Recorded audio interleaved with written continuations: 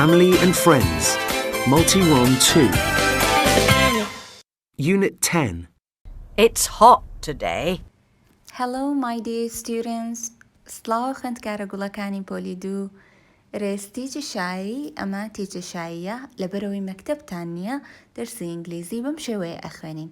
تکایە جوانسێری ڤیدیۆکان بکەن و هۆمۆرگەکانتان هەل بکەن و بینێرن بۆ پەیجەکە یا لە کۆمنتا دای بنێن. بۆ ناوی خۆشتانەی لەسەر بنووسن. اینجا من زۆر بیری هەر هەمووتانەکەم گوڵەکانی من. هیوادارم مەکتەب بکرێتەوە و بتان بینمەوە. ئێستاش دەست بکەین باوانەی ئەمڕۆمان. ئێوە ئامادەن؟ Are you ready? 1, 2, 3. Let's go. Open your books, page 78. Class book, lesson 5, page 78. کتێبەکانتان بکەنەوە بیخەنە سەر پیجی 78. وانەی پێنجەم پیجی 78 لە کلاس بووکەکەتان. لە لاپەرا 78 ڕیدینێکمان هەیە، خوێندنەوەیەکمان هەیە. گوێی لێ ئەگرین، گوێ لە ئۆدیۆکە ئەگرین، با بزانین دەربارەی چییە و چی ئەڵێت. دوای ئەوەش ڕیدینەکەتان بۆ ئەکەم بە کوردی، دوای ئەوەش ڕاهێنانێکمان هەیە. پێش ئەوەی گوێ لە ئۆدیۆکە بگرین، من ئەمەوێت پرسیارێکتان لێ بکەم. I want to ask you a question. ئێوە ئەزانن ئێمە لە Unit.10 باسی چیمان کرد؟ We talked about weather. Yes, weather. چۆن بڵێین weather، چۆن پرۆنانسی بکەین واتە چۆن بیخوێنینەوە. ئێستا پێشەوەی گوێ لەو ئۆدیۆیە بگرین، دوو ڤیدیۆی زۆر کورتمان هەیە فێرمانەکە کە چۆن بڵێین weather. سەیری ئەوە بکەن، دوای ئەوەش ڕاستەوخۆ ئەچینە سەر ئۆدیۆکە بەیەکەوە. Weather. Weather. Weather.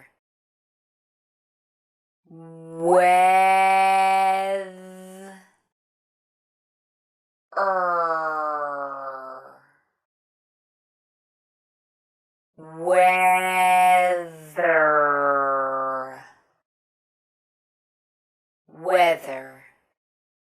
I will show you how to pronounce this word. The word you are watching sounds like weather. Weather. Okay, let's say it again. Weather. Weather. Listening 110. Listen and read. Here is the weather. It's 6 o'clock in the morning. Here is the weather news. It's very cold outside. Wear warm coats and hats. Have a nice morning.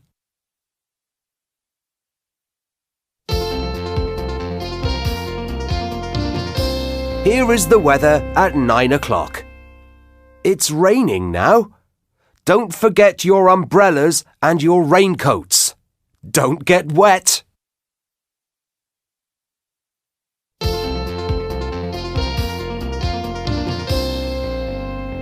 It's 2 o'clock in the afternoon. The weather now is sunny and hot. Don't forget your sun hats and sunglasses. Have a nice afternoon in the sun.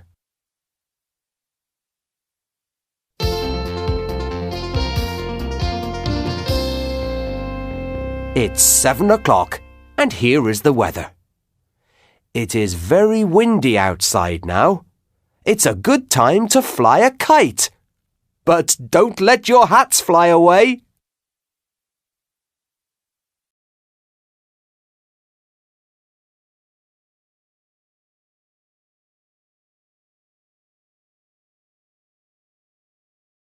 It's 6 o'clock in the morning. Here is the weather news. It's very cold outside. Wear warm coats and hats. Have a nice morning. کاتژمێر 6 بەیانیە. Here is the weather news. ئەمەش هەواڵەکانی کەش و هەوایە. هەواڵی کەش و هەوا چییە؟ بێژەرەکە باسی کەشوو هەوامان بۆ کات بۆ نموناڵێ پلەی گەرما ئەمڕۆ لە سلێمانی ئەوە نەبووە لە هەولێر ئەوە نەبووە بەیانی پلەی گەرما وایە هەروها باسی هەورو هەتاو و بارانی شەکە بە هەمان شێوە. It's very cold outside دەرەوە زۆر ساردە کڵاو و چاکەتی گەرم لەبەرکەن. Have a nice morning. ڕۆژێکی خۆش.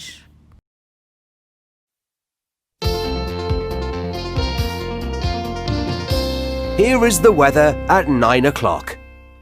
It's raining now. Don't forget your umbrellas and your raincoats. Don't get wet. ئەمەش کەشوو هەوای ساعت 9. It's raining now. ئێستا بارانە بارێ. Don't forget your umbrellas and your raincoats. چەترەکەتان و ڕێنکەوتەکەتان کەوت واتە چاکەت. ڕێنکەوت ئەو کەوتەیە لەبەرەکرێ ئەو چاکەتەیە لە کاتی بارانە لەبەرەکرێ بۆ ئەوەی تەڕ نەبین. Don't get wet تەڕ نەبن. So he said کەواتە بێژەرەکە وتی don't forget your umbrellas and your raincoat. چەترەکەتان و ڕێنکەوتەکەتان لەبیر نەچێ.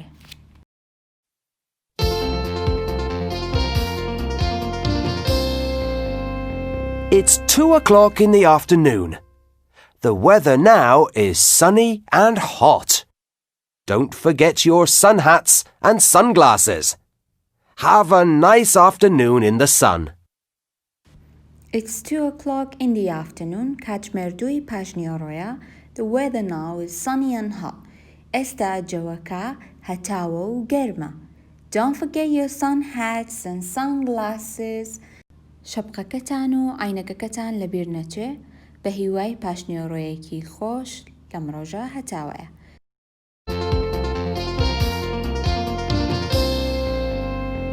It's 7 o'clock and here is the weather. It is very windy outside now. It's a good time to fly a kite. But don't let your hats fly away. ئێستا کاتژمێر 7 و کەشوو هەواش بەم شێوەیە. ئەمەش کەشوو هەوایە. لە دەرەوە ڕەشەبایە. ئێستا کاتێکی زۆر باشە بۆی کە کۆلارەکەت بفرێنی.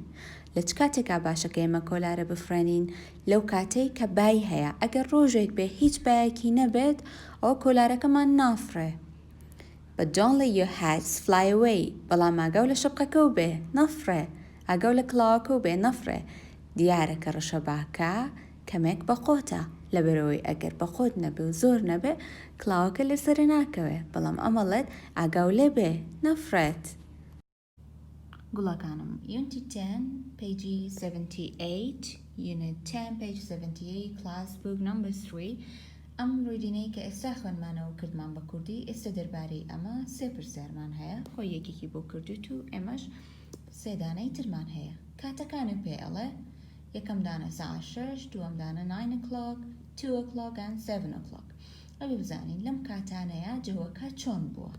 Number 2 9 o'clock ئەبێت سێری ڕوودینەکە بکەینەوە بزانین کامیان 9 o'clockە. The first one is 6 o'clock, the second one is 9 o'clock. ئەڵێ چی؟ It's raining now. ئێستا بارانە. کەواتە. Number 2 چی بۆ هەڵەبژێرین؟ C. بۆ number 2 C هەڵەبژێرین و گاندنەکەش ئەگەێنین بە C کە بارانە. Number 3 2 o'clock. بزانین ساعت 2 چی بووە؟ It is 2 o'clock in the afternoon. The weather now is sunny and hot. جەوەکە گەرم و هەتاوە. کەواتە number 3 چی بۆ بێ کام ڕسمی بۆ بێت؟ D. ئەمە ڕائەکێشین بۆ ئێرە. ئاخر دانەکە ماوەتەوە 7 o'clock کاتژمێر 7 جەوەکە چۆن بوو؟ ئەهاوتی کۆلارەکانتان بەرنە دەرەوە بەڵام ئاگاتان لێ بێ شەپقەکەتان بانەی بە کەواتە جەوەکە چۆنە؟ بای هەیە. So ئەی بۆ بێت. ئەمەیان ئەی بۆ بێت. من ڕای ناکێشم بۆی کتێبەکەم ناشرین نەبێت. لە نمبر 4 ئێوە ڕای بکێشن بۆ ئەی. خوێندکارە گوڵەکانی من. ئێستاش ئەڕۆین بۆ لاپەڕە 79. لیسنینمان هەیە واتە گوێگرتنێکمان هەیە گوێی لێ ئەگرین. قويلة أجرين دوای ئەوەش سەحین لە وەڵامە ڕاستەکە. We will listen to it and then we take the correct picture. با قويلة أجرين. Listening 111. Listen and tick the correct picture. Hello, and here is the weather. 1. It's Monday. It's 6 o'clock in the morning. It's a sunny morning. 2. It's Wednesday at 6 o'clock. The weather is very windy. Be careful. 3. It's Friday at 6 o'clock. It's raining. Don't forget your umbrellas. Don't get wet. 4. Sunday morning at 6. Here is the weather. It's cold outside. Keep warm. خوێندکارە عزیزەکانم لاپەرە هەفتانۆ page 79 کلاسبووکەکەتان نمبر 2 سپیکینمان هەیە لەبەرەوەی لە کلاس نین بەیەکەوە ئەمە من هەرخۆم ئەیکەم و جوابەکەشی ئێمەوە ئێوەش گوێم لێ بگرن زانن چۆن پرسیارەکەین دەربارەی جۆوەکان دەربارەی کەش و هەوا و چۆن جوابەینەوە. Number 1. Monday. It's Monday. What is the weather like? It's cold. It's cold. جوكي ساردة. It's Tuesday. What is the weather like? جوكي چونا سركن كلاوكي بابردوتي. So it is windy. Number 3. It's Wednesday. What is the weather like? جوكي چونا هتاومان هيا. So we have to say it's sunny. هتاوا. Number 4. It's Thursday. What is the weather like? It's Thursday. What is the weather like? Joa Kachona. It's hot. Number 5. Friday. It's Friday. What is the weather like? Amrohenia. Joa Kachona. It's rainy. Barana. Number 6. It's Saturday. How is the weather like? Or what is the weather like? Joa Kachona. It is snowing. بفرباريوة. گوڵەکانی من ئەم نمونانەی کە ئێستا کردمان ئێوە شۆکو هۆموەرک سێ دانە لەمانە کامیانتان حەز لێیە بیکەن بە پرسیار و جوابی بنەوە. بۆ نموناڵەی It's Friday. What is the weather like? جوابەکە چۆنە? It is raining. بەم شێوەیە سێ دانان بەدڵی خۆت هەڵەبژێری و لا دەفتەرەکەتە بۆ منووسی و ڕسمی هۆموەرکەکە ئەگریت و بۆ منێری بەڵام تکایە ناوی خۆشتانی لەسەر بنووسن. خوێندکارە جوانەکانی من لاپەڕە هەفتاونۆ بابەتێکی گرنگمان هەیە کە ئادجکتیڤ و ڤێربە بازی ئادجکتیڤەکە لەگەڵ ڤێربە. ئێستا من فێری ئێوە یەکەم کە ئادجکتیڤ چییە و ڤێربیش چییە. پرسیارەکە ئاڵێت circle the verbs باز نەبێنە بە ڤێربەکەیە underline the adjectives. ئادجکتیڤەکانیش ئاوەڵناوەکانیش خەت بێنە بە ژێریانە. باجارە بزانین واتای verb بە کوردی چییە. verb واتە کار. کاتێککە تۆ ڕستەیەکەڵەی بۆ نمونە ئەڵێی I go to school ئەچم بۆ مەکتەب کارەکە کامەیە ئەو شتێککە تۆ ئەیکەی کامەیە ئەچم کەواتە go ئەبێ بە کار. لێرەیە he wears his big coat چاکەتە گەورەکەی لەبەر ئەکا. لەبەرکردن چییە؟ شتێکە تۆ ئەیکەی کردارێکە کەواتە wears verba bigish adjective. Adjective چییە؟ Adjectives are describing words. Adjective وصفی وشەیەکی ترمان بۆ ئەکات. He wears his coat چاکەتەکەی لەبەرەکە ئەم بیگە big coat ئەم بیگە وصفی چاکەتەکەکە ئەتوانی بیڵێت he wears his coat چاکەتەکەی لەبەرەکات بەڵام ئەڵێ he wears his big coat کام چاکەتەی چاکەتە گەورەکەی کەواتە big لێرەیە وصفی کەوتمان بۆ ئەکا باسی کەوتمان بۆ ئەکا کە کەوت چۆنە. ئەمەیکەکە لە ناسینەوەکانی ئادجکتیڤ کە باسی وشەیەکی ترە بۆ ئەکا وصفی ئەکات بەڵام بۆ ئەوەی بەنەوەیەکی تریش بیدۆزینەوە big واتە چی؟ واتە گەورە. ئادجکتیڤ بە زۆری عەکسی هەیە. عەکسی گەورە چییە؟ بچووکە. big small الإرسالة مرستايا كاموشي عكسي هي big هيتي قاوة big adjective he wears his big coat wear verb big كاش adjective عكسي big چيا small. Number 1 she opens her yellow umbrella چترە زەردەکەی ئەکاتەوە سەرەتا کامە ڤێربەکەیە بیری لێ بکەرەوە چەترە زەردەکەی ئەکاتەوە she opens her yellow umbrella open ئافرم کردنەوە لەبەرەوەی کارەکەی کە ئەیکات چییە ئەوەیە کە چترەکە ئەکاتەوە کەواتە ئێمە بازنە ئەهێنین بە ئۆپنە ئۆپنە ئۆکەی بازنەمان هێنا بە ئۆپنە بۆچی لەبەرەوەی ئەوە کارەکەیە ئەی ئاجێکتفەکە کامەیە پۆلی دوو هەموو ڕەنگەکان لە زمانی ئینگلیزیە ئاجێکتفن ئەگەر ئەو یەڵۆیە بلاک بواە پرپل ڕێد هەر ڕەنگێکی کە بواە مانوت ئاجێکتفە کەواتە ئاجێکتفەکە یەڵۆیە باشە ئۆپنز ڤێربە ئاجێکتفەکەشمان یەڵۆیە. Number 2 زانمەمان خۆتانەی زانن he eats a hot pizza پیتزایەکی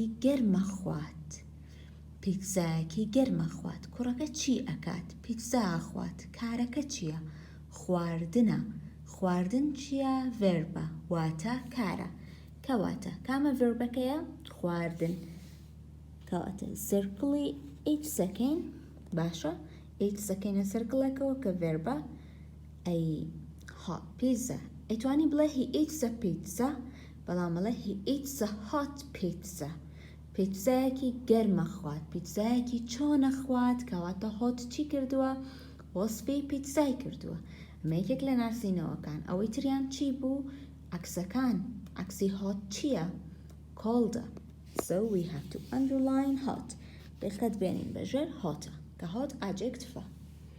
Number 3 I drink a cold milkshake من مڵکشەیکێکی سار دەخۆمەوە تۆ چیەکەی ئەی خۆیتەوە کەواتە ڤێربەکە کامەیە خواردنەوە بۆچی لەبەرەوەی کە تۆ مڵکشەیکە خۆیتەوە کردارەکەیکەیەکی چی ئەوەیە کە بەرداخەکە هەڵەگری مڵکشەیکەکە ئەخۆیتەوە کەواتە drink چییە drink ڤێربەکەیە سرکڵی drinkەکەین a cold milkshake مڵکشەیکێکی چۆن ئەخوا سارد مڵکشەیکێکی ساردەکە باسی مڵکشەیکەکە ئاکات ساردەکە باسی مڵکشەیکەکە ئاکات بۆیە ئەندرلاینی کۆڵ دەکەین هەروەها عکسی کۆڵ چییە هۆت بەمەشازانین کە ئادجێکتفە. Number 4 بۆتانەکەم بە homework we have got small